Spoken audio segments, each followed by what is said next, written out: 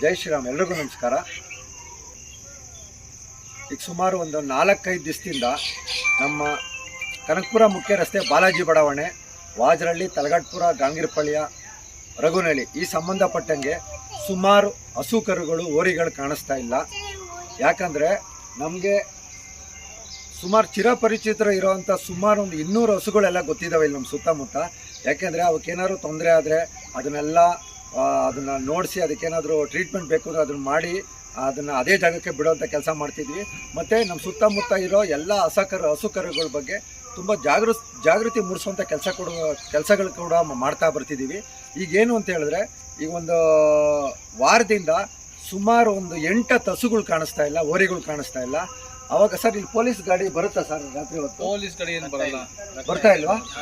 ನಾನು ಮುಖ್ಯವಾಗಿ ನಮ್ಮ ತಲಗಟ್ಪುರ ಪೊಲೀಸ್ ಠಾಣೆ ಹೊಯ್ಸಳದವ್ರಿಗೆ ಮನವಿ ಮಾಡ್ತಾ ಇದ್ದೀನಿ.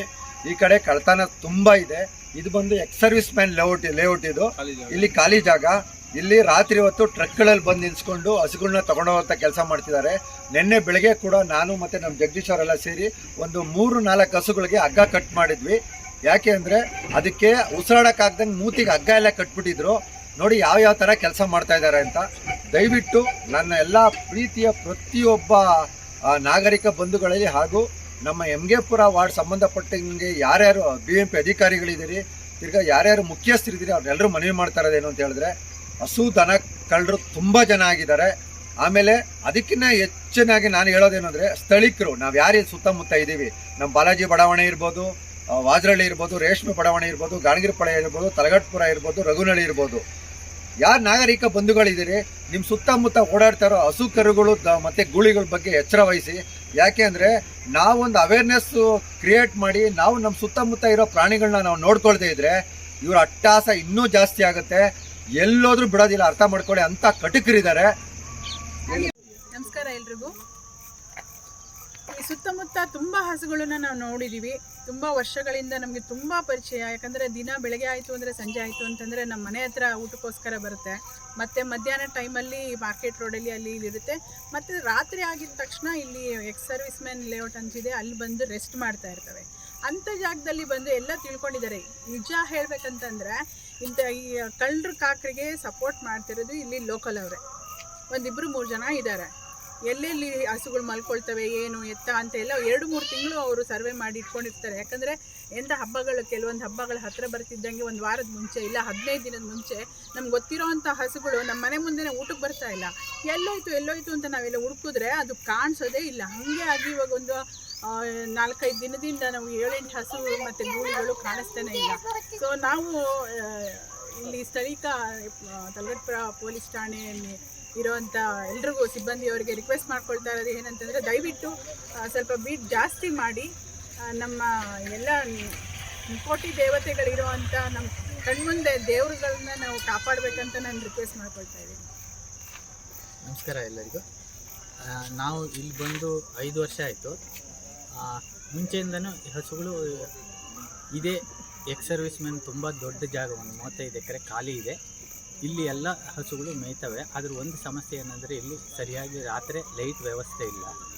ಹಾಗಾಗಿ 12 ಗಂಟೆ ಮೇಲೆ ಜನಗಳು ಈ ದನಗಳು ಎಲ್ಲೆಲ್ಲಿ ಮಲಗ್ತವೆ ಅನ್ನೋ ಎಲ್ಲ ಸೂಕ್ಷ್ಮ ತಿಳ್ಕೊಂಡು ಎಲ್ಲರೂ ಮಲಗಿದವಾಗ ರಾತ್ರಿ ಅವನ ಮೇಲೆ ಅಟ್ಯಾಕ್ ಮಾಡೋದು, ಅವನ್ನ ಕದ್ಕೊಂಡು ಹೋಗೋದು ಎಲ್ಲ ಮಾಡ್ತಾಯಿದ್ದಾರೆ. ಇಲ್ಲಿ ಅವನ ಸೇಫ್ಟಿ ಮುಖ್ಯ. ಯಾಕೆಂದರೆ ಅವು ನಮ್ಮ ಮನೆ ಹಸುಗಳ ಥರ ಮನೆಗೆ ಬಂದು ಪ್ರತಿಯೊಂದು ದಿವಸನೂ ಬಂದು ಹೋಗ್ತವೆ. ಏನಂದರೆ ಇಲ್ಲಿ ಲೈಟಿನ ವ್ಯವಸ್ಥೆನೂ ಸರಿಯಾಗಿಲ್ಲ. ಆದಷ್ಟು ಅದನ್ನು ವ್ಯವಸ್ಥೆ ಮಾಡಿ ಇವಕ್ಕೆ ಒಂದು ಸೇಫ್ಟಿ, ಎಲ್ಲರೂ ಇದರ ಬಗ್ಗೆ ಸೂಕ್ಷ್ಮ ಗ್ರಹಿಸಿ ಎಲ್ಲರೂ ಸ್ವಲ್ಪ ಕೇರ್ ತೊಗೊಂಡು ಇವನು ಉಳಿಸೋದು ನಮ್ಮ ಕರ್ತವ್ಯ. ಇಲ್ಲಾಂದರೆ ಇವು ಹೀಗೆ ನಮ್ಮ ಕೈ ಬಿಟ್ಟು ಹೋಗ್ತವೆ. ಆಮೇಲೆ ಮುಂದೆ ಹಸುಗಳನ್ನು ನೋಡಬೇಕಾದ್ರೂ ನಾವು ಫೋಟೋದಲ್ಲೇ ನೋಡುವಂಥ ಪರಿಸ್ಥಿತಿ ಬರುತ್ತೆ. ಇವು ಸ್ಥಳೀಯ ಯಾರೂ ಸಾಕದೇ ಇರೋ ಹಸುಗಳು ಅಲ್ಲದೇ ಇದ್ದರೂ ಕೂಡ ಇವು ಎಲ್ಲರ ಮನೆಯಲ್ಲೂ ಅಷ್ಟು ವಿಶ್ವಾಸದಿಂದ ಇದ್ದಾವೆ. ಹಾಗಾಗಿ ಇವನ್ನ ರಕ್ಷಣೆ ಮಾಡೋದು ನಮ್ಮ ಆದ್ಯ ಕರ್ತವ್ಯ. ಇದಕ್ಕೆ ಎಲ್ಲರೂ ಸಹಕರಿಸಬೇಕು. ಮುಖ್ಯವಾಗಿ ಪೊಲೀಸ್ನವರು ಇದ್ರ ಬಗ್ಗೆ ಸ್ವಲ್ಪ ಗಮನ ಕೊಟ್ಟು ರಾತ್ರಿ ಬೀಟ್ ಹಾಕಿದ್ರೆ ಅವಕ್ಕೆ ಸೇಫ್ಟಿ ಆಗುತ್ತೆ ಅಂತ ನನ್ನ CC ಕ್ಯಾಮರಾ. ಹೌದು. ಜೈ ಶ್ರೀರಾಮ್. ಜೈ ಶ್ರೀರಾಮ್. ನಮಸ್ಕಾರ. ನಾವು ಈ ಬಾಲಾಜಿ ಲೇಔಟ್ ಪಕ್ಕದಲ್ಲಿ ನಮ್ಮದೊಂದು ಚಿಕ್ಕ ಲೇಔಟ್ ಇದೆ. ಸೊ ನಮ್ಮ ಲೇಔಟ್ ಮಧ್ಯ ಇದು ಎಕ್ಸ್ ಸರ್ವಿಸ್ ಮ್ಯಾನ್ ಲೇಔಟ್ ಅಂತ ಇದೆ. ಅದು ಅಬಂಡನ್ ಲೇಔಟು. ಆಲ್ಮೋಸ್ಟ್ ಒಂದು 40 ಎಕರೆ ಜಾಗ ಖಾಲಿ ಇದೆ. ಇದು ಮಳೆಗಾಲದಲ್ಲಿ ಈ ಟೈಮಲ್ಲಿ ಹಸುಗಳು ಅಲ್ಲಿ ಮೇವು ಹುಡ್ಕೊಂಡು ಬರ್ತವೆ.